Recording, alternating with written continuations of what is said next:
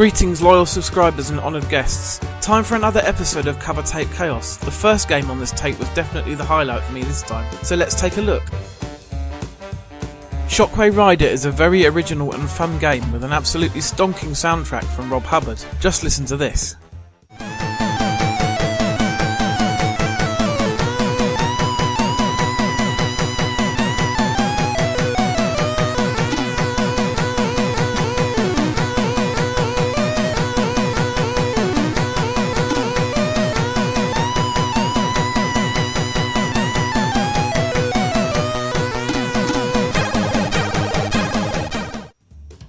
I'm not sure exactly what is going on in the game. It's apparent that it takes place in a futuristic city where shockwaves are now the main means of getting about, but I don't know why all of these purple dudes are disguising themselves as regular citizens and then attempting to murder you.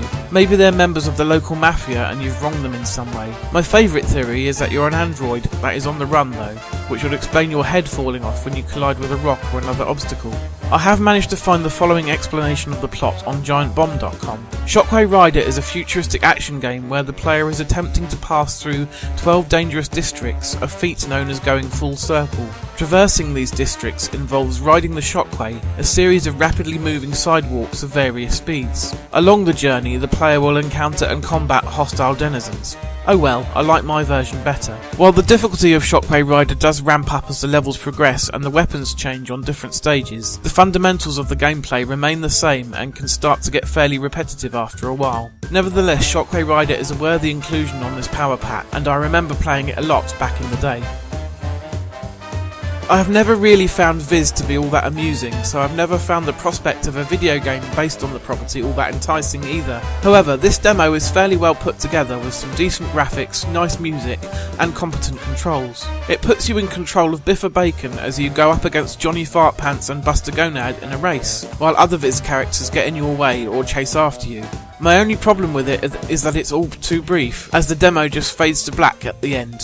Be that due to you getting hit 3 times or getting to the end of the race. It would have been better if it had looped like the demos for Midnight Resistance and Robocop 2 on previous tapes. It would appear that the full game was not all that well received, scoring just 58% in Commodore format.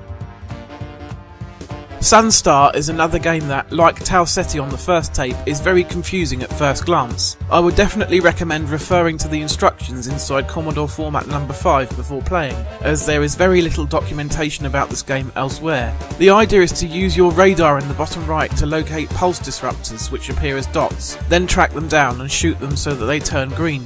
Driving over them then gives you a crystal, of which you need 10 to proceed to the next stage. This is easier said than done though, as the game is quite tricky to play and it's fairly easy to collide with the pulse disruptors while you're trying to shoot them. I think that it will take a fair amount of practice to get good at this one. Warlock the Avenger looked at first glance to be a Gauntlet clone with some added depth. However, I really struggled with this demo as it's very hard to figure out exactly where you should be going. There are a lot of invisible doors and walking on water will kill you very quickly, so I was soon at an impasse. The games in this series, that also include druids, are highly regarded, so it's a shame that this demo is not very accessible for first time players. At least it looks pretty good. Overall, another pretty average tape then. I'm sure Sunstar and Warlock are both decent games if you have the patience to figure them out and get good at them as well. The Viz demo was simply over too quickly. Oh well, you can't win them all. See you again for Power Pack 6.